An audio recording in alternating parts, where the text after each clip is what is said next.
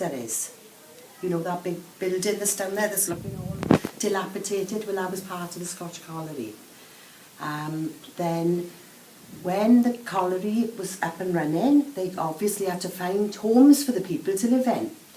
So Archibald Hood, the owner of the colliery, decided then to build the terraces. All them cottages where a lot of you live, in rows, and he decided to give them lovely big gardens to be able to grow their own vegetables. So all the terrace houses have got big gardens. They were really, really well planned. Some of the walls in them houses are nearly 4 foot thick. And when earth they carried the stones all them years ago, I don't know.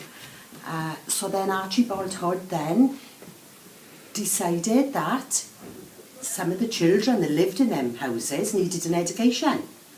And so he built the school. And the school was opened, and at one point there was 700 pupils in this school, whereas now we're about 210. So there was 3 times as many pupils, and the halls were classrooms. That's why our halls are so big. There were classrooms in all the halls and these classrooms. The structure of the school have never really changed. The size of the classrooms was made big because there was a big volume of children in classes. It wasn't 30 to a class then, it was how many they could cram in because there were so many children.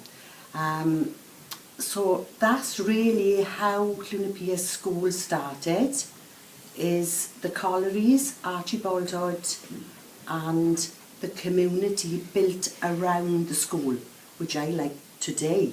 This is the heart of the community, is still our school. Okay? Clunapia was a mining village and the manager of the mine was Mr. Archibald Hood. In 1869 he started a small school in a terraced house for the miners' children, teaching 24 local boys. In 1871, Hood had built a work school for the local children with 150 male pupils. Thomas John was the teacher and eventually became the November 4th, 1872, the school has been opened since last Christmas, but no grants have been allowed owing to the last master not being fully qualified. Thomas John from Pennygride Colliery School commenced duties as teacher in the above school. November 8, 1872. Proper decks are in recognition. School visited today by Mr. Hood, the managing director, who gave several orders with regards to the better way of furnishing the school. December 1896, the school became mixed and girls were allowed to attend. The present junior school building was open at this time. Education of the boys was considered more important than girls though, as they'd eventually have jobs. Girls were expected to help around the house too, and their attendance was lower than the boys. Young boys also had to help out. The boys are magnificently earnest, though some parents utilise them too frequently to carry coal from the tips. The attendance of the girls has fallen, and they require considerable pressure. They break away from old habits with difficulty. At this time in the Ronde, the people were very poor. Many families were living in poverty. David Samuel, an ex-pupil of the school, wrote about his own struggles in his book, No Silver Spoon. My early life was, of course, just like so many others in those days. We had little of this world's goods. I had 3 older brothers, and so far as our daily clothes were concerned, it was a case of hand-me-downs, passing from my eldest brother to my next older brother, and ultimately down to me. By the time I got to my breeches, they were patched in various places, as was customary. Look at these entries in the school. November 29th. Brought up the cookery food and distributed it among the poor children. Already the large stock of clothes has been divided among them. The poverty in the district is very acute. The children relied on donations of food and clothes, and a soup kitchen was often set up in the school to feed hungry children with nothing else to eat. November 31st, a soup dinner has been given to the children. The increments this day donated by Mr. Evan Jenkins. About 55 were fed. Mr. R. Lewis presented the poor children with 12 pairs of boots, and we have experienced every distraction so not to embarrass them. December 18th. The poverty in the district is very general, and we have deemed it necessary to keep up the feedings of some children. This evidence matches up with information from our local expert, Mrs. Lewis. How did you manage for school dinners? The ladies of the chapel, where the park is on the hill, down here, on the side, that was our chapel in our community, which Archibald had built that as well, I think. That was our chapel. So all the ladies from the chapel would come over and hand out soup for the children. The other thing I forgot to tell you as well is that if measles broke out, or chickenpox or scarlet fever, you can't imagine, there was no antibiotics or anything, so there were 700 children here, and if one had measles, they were all liable to catch it.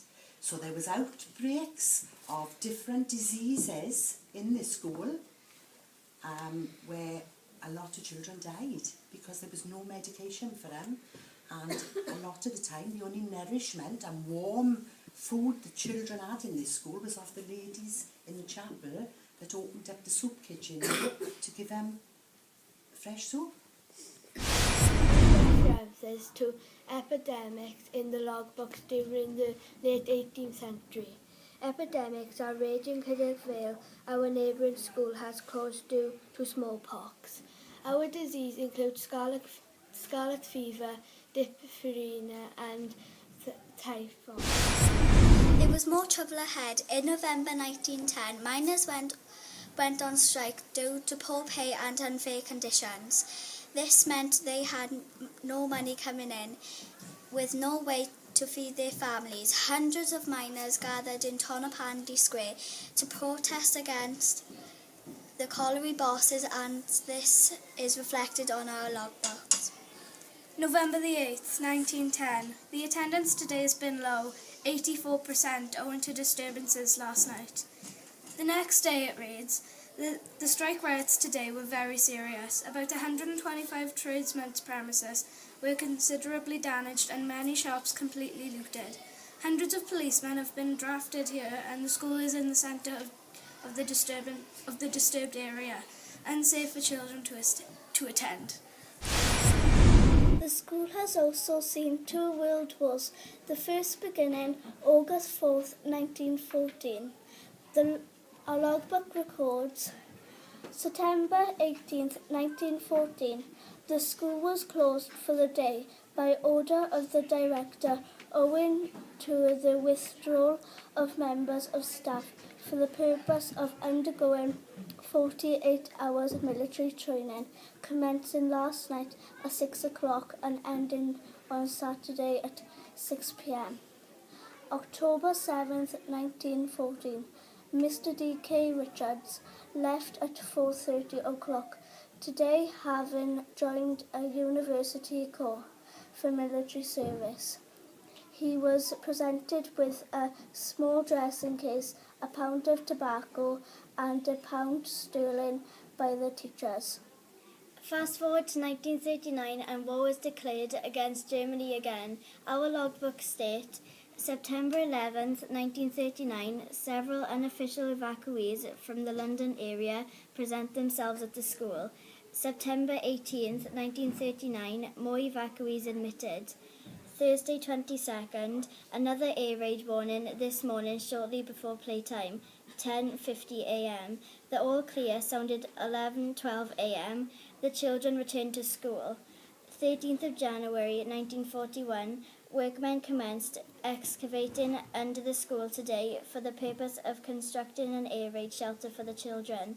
The shelters still stand under the school today. Different tunnels to lead the children to safety. Camp beds and benches were set up, as who knew how long they'd have to stay down there. Well, that's it from Clonopia Primary News. We hope you enjoyed learning about the history of our school. All well from us. And thanks for watching.